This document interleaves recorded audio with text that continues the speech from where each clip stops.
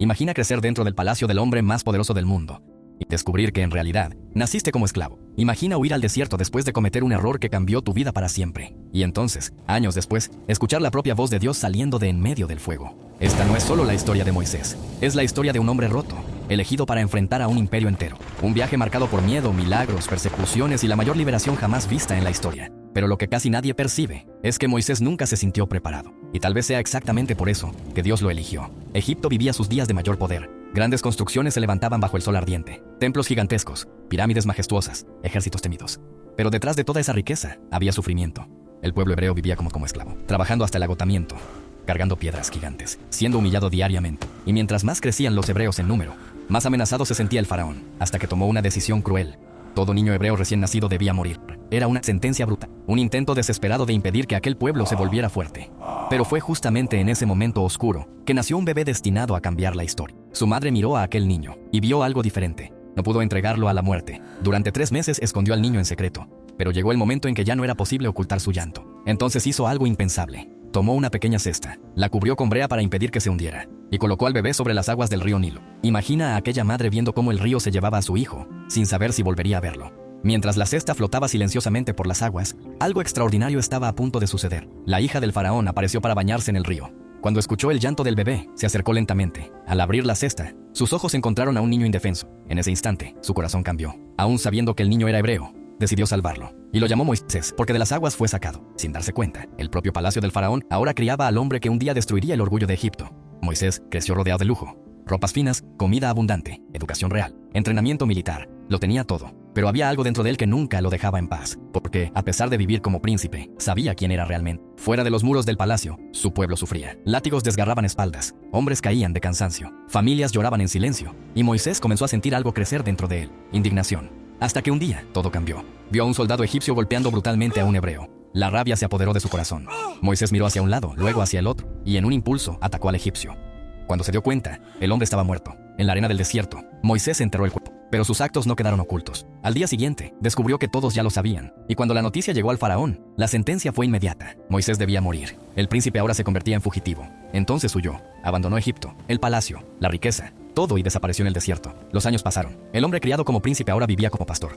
El desierto era silencioso, árido, implacable. Durante 40 años, Moisés vivió lejos de Egipto, lejos de los conflictos, lejos del pasado. Tal vez creía que su historia había terminado, pero era justamente en el desierto donde Dios estaba preparando su corazón. Hasta que un día, mientras cuidaba las ovejas, ocurrió algo imposible. A lo lejos, Moisés vio fuego. Una zarza ardía intensamente, pero había algo extraño. Las llamas quemaban, pero la planta no se consumía. Moisés se acercó lentamente, y entonces escuchó una voz. Moisés, en aquel instante, todo se detuvo. Quítate las sandalias de los pies, porque el lugar donde estás es santo. Imagina el miedo, el silencio, el peso de aquel momento. Era Dios hablándole. Y entonces llegó la misión. Vuelve a Egipto, libera a mi pueblo. Pero Moisés entró en desesperación. Intentó negarse. ¿Quién soy yo para hacer esto? ¿Y si nadie cree en mí?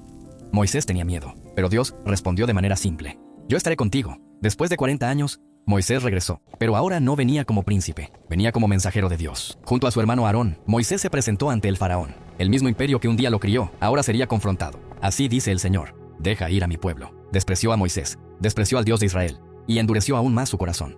Entonces comenzaron las señales. Las aguas del Nilo se transformaron en sangre, ranas invadieron Egipto, piojos, moscas, enfermedades, oscuridad, langostas, plaga tras plaga. Todo Egipto comenzó a colapsar. Pero aún viendo milagros aterradores, el faraón seguía orgulloso. Hasta que llegó la última noche, la noche más aterradora de todas. Dios dio una instrucción al pueblo hebreo. Cada familia debía sacrificar un cordero y marcar los marcos de sus puertas con sangre. Esa noche, la muerte pasaría por Egipto, pero donde hubiera sangre, habría protección. Entonces llegó el silencio, un silencio pesado, hasta que los gritos comenzaron a resonar por todo Egipto. El hijo mayor de cada familia egipcia había muerto.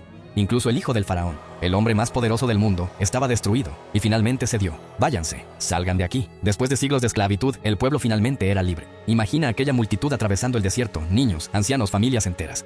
Pero la libertad aún no estaba garantizada, porque poco tiempo después, el faraón cambió de idea. El ejército egipcio venía tras ellos. Caballos, carros de guerra, soldados armados. El pueblo entró en pánico. Delante de ellos, el ejército. Parecía el fin, pero Moisés levantó el bastón. Y entonces ocurrió lo imposible. El viento comenzó a soplar, las aguas comenzaron a moverse, y ante los ojos de miles de personas, el mar se abrió. Gigantescas paredes de agua surgieron a ambos lados, y apareció un camino en medio del mar. Imagina el impacto de aquel momento. El suelo mojado, el sonido violento de las aguas, el miedo mezclado con admiración. El pueblo cruzó. Pero cuando el ejército egipcio intentó hacer lo mismo, las aguas regresaron, y el mar se tragó a los soldados. Ese día, Egipto perdió, e Israel finalmente fue libre. Moisés continuó guiando al pueblo por el desierto. Pero liderar a millones de personas nunca fue fácil. Había quejas, miedo, falta de comida, falta de agua. Incluso después de tantos milagros, el pueblo seguía dudando. Pero Dios continuaba sosteniendo cada paso. Maná caía del cielo, agua salía de la roca, una nube guiaba durante el día, y fuego iluminaba durante la noche. Hasta que Moisés subió al monte Sinaí, y allí recibió los 10 mandamientos. El humo cubría la montaña, los truenos resonaban, los relámpagos atravesaban el cielo. Era la presencia de Dios. Moisés se volvió conocido como el hombre que hablaba cara a cara con el Señor. Pero incluso él tenía fallas, momentos de cansancio, ira, frustración. Y por causa de un error, Moisés no entraría en la tierra prometida. Después de todo lo que vivió, solo la contemplaría desde lejos. En la cima de una montaña, ya anciano, Moisés miró la tierra con la que soñó toda su vida. El hombre que enfrentó faraones, que abrió el mar, que vio fuego caer del cielo, ahora terminaba su jornada en silencio, pero su legado jamás murió. Porque Moisés no fue recordado solo por los milagros, fue recordado por la valentía de obedecer, incluso sintiendo miedo. Y tal vez esa sea la parte más poderosa de la historia. Porque Dios no eligió al hombre más fuerte, ni al más elocuente, ni al más confiado. Eligió a alguien imperfecto, alguien que dudaba, alguien roto, alguien humano. Y transformó a ese hombre en instrumento para liberar a toda una nación. La historia de Moisés nos recuerda que los grandes milagros comienzan cuando alguien decide obedecer, incluso sin sentirse preparado. Porque a veces, lo imposible comienza exactamente en el momento en que damos el primer paso.